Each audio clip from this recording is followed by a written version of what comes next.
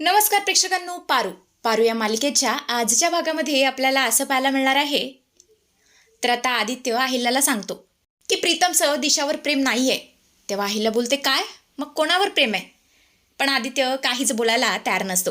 अहिल्या त्याला पुन्हा एकदा विचारते, अरे मी तुला काहीतरी विचारतीये, प्रीतमचं कोणावर प्रेम आहे? तेव्हा आदित्य बोलतो, प्रियावर. हे ऐकून अहिल्या बोलते, काय? ही तीच प्रिया आहे ना जी गावावरून आपल्या स्कूलच्या प्रोजेक्टसाठी आली होती? तेव्हा आदित्य बोलतो, हो, ही तीच प्रिया आहे. आई, त्या दोघांचं एकमेकांवर खूप खरं प्रेम आहे. दोघेही एकमेकांशिवाय नाही जगू शकत. आणि प्रीतममध्ये हा जो काही पॉझिटिव्ह बदल झालाय ना, तो फक्त त्या प्रियामुळे, दिशामुळे नाही. आणि आई, तुला मला एक खरं सांगायचं आहे. आम्ही गावाला गेलो होतो कोणत्याही प्रोजेक्टसाठी नाही, तर प्रियाच्या घरच्यांना मनवण्यासाठी. आणि आता पारूसुद्धा तिकडेच गेली आहे, तिच्या घरच्यांना मनवण्यासाठी. आणि हे सगळं ऐकून तर अहिल्याला इतका राग येतो. ती बोलते, आदित्य, माझ्या पाठीमागे तुमचं हे सगळं सुरू होतं आणि तू मला हे सगळं आत्ता सांगतोयस? आणि तुला माहिती आहे आपला प्रीतम कसा आहे? तो कोणत्याही मुलीवर खरं प्रेम करू शकत नाही. आणि मला एक सांग, तुम्ही मला फसवून त्या गावाला गेला, तुम्हाला लाज वाटली नाही हे सगळं करताना? आणि कोणत्या परक्या प्रियासाठी तुम्ही चक्क तुमच्या आईला फसवलं? फक्त प्रीतमच नाही, तू आणि पारूसुद्धा माझे तितकेच गुन्हेगार आहात. आणि ठीक आहे, मी तुझं ऐकते. तुझ्या म्हणण्यानुसार मी प्रीतमचं प्रियाबरोबर लग्न करते, पण उद्या जाऊन त्याला तिचासुद्धा कंटाळा येईल. मग आपण काय करणार आहोत? दुसरी मुलगी शोधणार आहोत का याच्यासाठी? तेव्हा आदित्य बोलतो, आई, फक्त माझ्यावरती विश्वास ठेव. मी अनुभवलंय. प्रीतमचं खरंच प्रियावरती खूप प्रेम आहे, मनापासून प्रेम आहे. आणि ही दिशा चांगली मुलगी नाही आहे. तेव्हा अहिल्या बोलते, आदित्य, प्लीज शांत बस. असं आयत्या वेळेला लग्न मोडून मी कोणाचंही आयुष्य उद्ध्वस्त करू शकत नाही. हे खूप मोठं पाप आहे. तेव्हा आदित्य बोलतो, आई, अगं तुला का कळत नाही आहे? आपल्या प्रीतमसाठी आपल्याला हे करावंच लागणार आहे. तेव्हा अहिल्या बोलते, बरं ठीक आहे, तुला असं वाटतं ना, मग पहिले पुरावे आण आणि मगच मी लग्न मोडेन. तर प्रेक्षकांनो, आता येतो एक मोठा ट्विस्ट. तर हे असं काही घडलेलंच नसतं. हे सगळं असतं आदित्यचं स्वप्न. तो आता भानावर येतो आणि विचार करतो, अरे बापरे, म्हणजे हे माझं स्वप्न होतं तर. आणि पारूसुद्धा गावी गेली आहे, त्याचा देखील काहीच उपयोग नाही झालेला. आणि त्यात हा मीर कुठे अडकलाय ना तेच कळत नाही आहे. एक काम करतो, त्याला फोन करतो.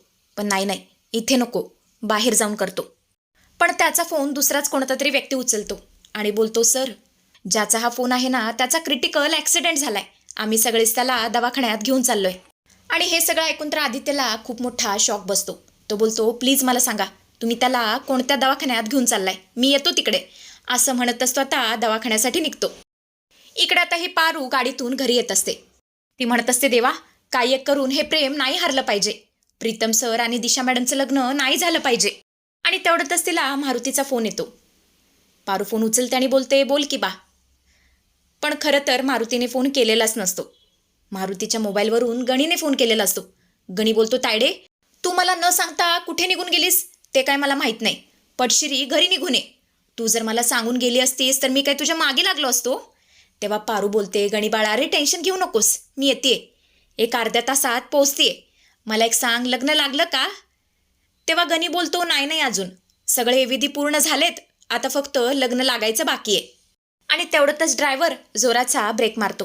पारू बोलते, दादा, अहो काय झालं? अचानक ब्रेक का मारला? जरा सावकाश. तेव्हा ड्रायव्हर दादा बोलतात, पारू मॅडम, बहुतेक रस्त्यात कुणीतरी लाकडं टाकली आहेत. थांबा, मी काढतो. आणि तेवढ्यातच तिथे काही माणसं येतात आणि ड्रायव्हरला मारू लागतात. आणि हे पाहून पारू जोरजोरात ओरडू लागते. पण हे सगळं फोनवरून गणी ऐकतो. गणीला इथं टेन्शन, तो आता बाकडे जातो आणि जोरजोरात रडायला लागतो. मारुती त्याला शांत करतो आणि बोलतो, गणी, तू आधी शांत हो आणि मला सांग नक्की काय घडलंय. तेव्हा गणी बोलतो, बा, अरे तायडी संग काहीतरी वाईट वंगाळ घडलंय. बा, 100% काहीतरी गडबड आहे. मी ताईशी आता फोनवरती बोलत असताना ती लई जोरात ओरडली, किंचाळली. आणि हे सगळं ऐकून तर मारुतीला जाम टेन्शन येतं. तो बोलतो, गणी, चल गाडीत बस, आपण जाऊन बघून येऊया. तर आता सीन चेंज होतो. इकडे आपण पाहतो तर काय, त्या गुंडांनी पारूला एका ठिकाणी आणलेलं असतं. पारू त्यांना विचारते, तुम्ही कोण आहात आणि मला इकडे का आणलंय? तेव्हा ते गुंड बोलतात, तुला दुसऱ्यांच्या मॅटरमध्ये तोंड घालायची लय सवय ना तुला? अगं तुझं डोकं बिकं फिरलंय की काय? आणि हे सगळं पाहून पारू जोरजोरात ओरडू लागते. ती बोलते, दादा, प्लीज मला सोडा, मला जायची फार गरज आहे. आणि हे पाहून ते गुंड हसू लागतात आणि बोलतात, तुला दिशा मॅडमने उडवायला सांगितलंय आणि तुला मारून तुझी बॉडी जंगलात टाकायला सांगितली आहे. इकडे आपण पाहतो तर काय गुरुजी बोलतात, चला आता लग्न लावायची तयारी करूया, मुहूर्तासाठी 2 मिनिटं बाकी आहेत, तोपर्यंत मी माझी तयारी करून घेतो. आणि बरोबर या संधीचा प्रीतम फायदा उचलतो. तो विचार करतो, मला जादूगारने सांगितलंय की तुम्ही तुमच्या प्रेमासाठी स्टँड हा घेतलाच पाहिजे आणि हीच ती बरोबर वेळ आहे. मी एक काम करतो, आईशी बोलूनच बघतो. असं म्हणतच तो आता अहिल्याला हाक मारतो. तो बोलतो, आई मला तुझ्याशी जरा महत्त्वाचं बोलायचं आहे, तुझ्या खोलीत येतेस का? असं म्हणतच तो अहिल्याला तिच्या खोलीत घेऊन जातो. आणि हे सगळं पाहून तर दिशाच्या आईला, दिशाच्या वडिलांना चांगलंच टेन्शन येतं. दिशा आता विचार करू लागते, हा प्रीतम सासूमॉमला का घेऊन गेला असेल? जाऊ दे, काय सांगणार आहे, तसंही सासूमॉम त्याचं काही ऐकणार नाही आहेत आणि त्याचा हा प्लॅन फ्लॉपच होणार आहे. इकडे आपण पाहतो तर काय गणी आणि मारुती पारूला हुडकत असतात ठिकठिकाणी. ते सगळ्यांना विचारतात की तुम्ही एका मुलीला बघितलंय का?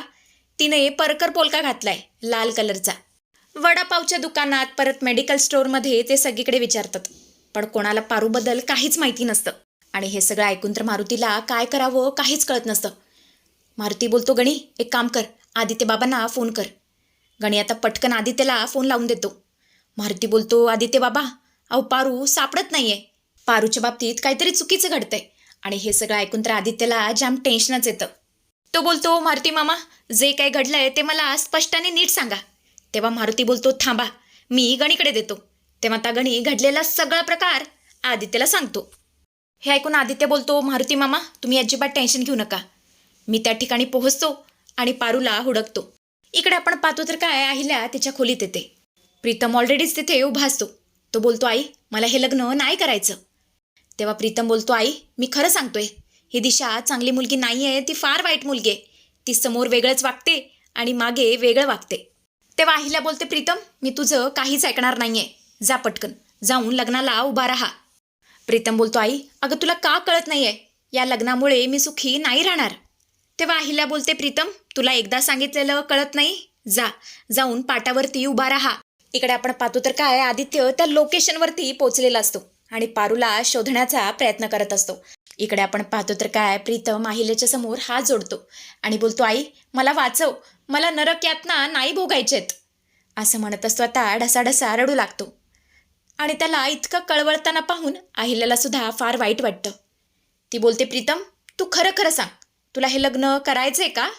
नाही म्हणजे तू जर हे लग्न केलं नाहीस तर माझी फार बदनामी होईल, पण तुझ्यासाठी ती बदनामी सुद्धा मी झेलायला तयार आहे. आणि हे ऐकून प्रीतम बोलतो, नाही आई मी हे लग्न करेन, पण तुझी बदनामी होऊ देणार नाही. असं म्हणत असतो आता लग्न मंडपात निघून जातो. आणि आजचा भाग इथे संपतो. तर पुढील प्रोमोमध्ये आपल्याला असं बघायला मिळणार आहे, ही पारू लग्न मंडपामध्ये पोहोचणार आहे. आता तिला आदित्य वाचवतो का ती स्वतः सुटून येते हे तर आपल्याला उद्या कळेलच, पण ती लग्न मंडपात येते आणि लग्न थांबवते. पण हे सगळं पाहून दिशाला खूप राग येतो. ती पारूच्या कांजुलात मारणार. तेवढ्यातच अहिल्या तिला अडवते आणि बोलते, तुझी हिंमत कशी झाली मला फसवायची, आमचं किर्लोस्करांचं आयुष्य उद्ध्वस्त करायची. दिशा मला तुझा डाव कळला. आणि अशा प्रकारे ती हे सगळं लग्न मोडून दिशाचं सुद्धा थोबाड फोडणार आहे. हे सगळं आपल्याला उद्याच्या भागात म्हणजे दसऱ्याच्या भागात पाहायला मिळेल. असेच अपडेट्स पाहत राहण्यासाठी चॅनलशी कनेक्टेड रहा.